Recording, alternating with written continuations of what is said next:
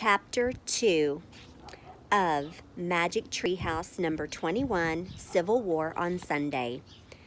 Chapter 2 is called Cruel War. Glaring sunlight filled the treehouse. "It's really hot here," said Jack. "Especially in these clothes," said Annie. Their clothes had magically been changed.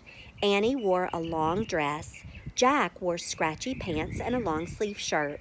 His backpack was now a leather knapsack. "Where are we?" asked Annie. They looked out the window together. The treehouse had landed in a tree at the edge of a field. It was the same field on the cover of the book. "It looks so peaceful," said Jack. "Where's the Civil War?"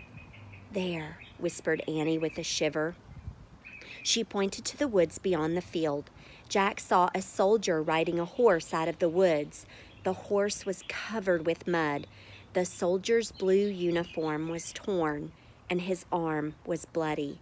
Another man rode into the field. His blue uniform was in rags too. His head was bandaged. "Oh, man," whispered Jack. "Who are they?" He opened up the Civil War book and found a painting of some soldiers in blue. And he read aloud to Annie, 1861 to 1865. The Civil War is also called the War Between the States because it was fought between the southern states and the northern states of the United States of America. Southerners wore gray uniforms and they were called Confederate soldiers.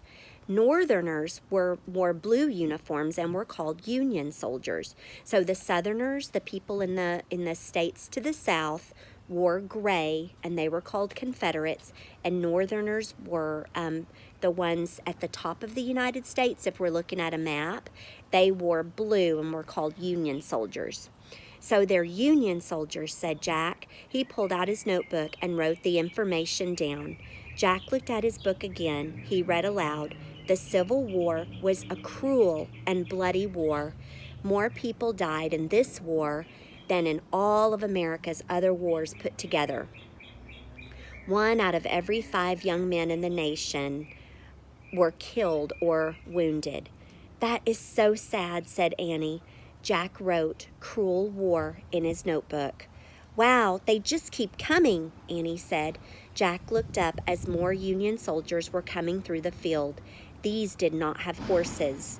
They all looked sad and weary. Some of them limped. Some of them helped others along. One man stumbled and fell down. "I need to help," said Annie. "Wait!" yelled Jack. Annie's always so helpful. She started down the rope ladder. "You can't help," said Jack. "A kid can't help." But Annie kept on going.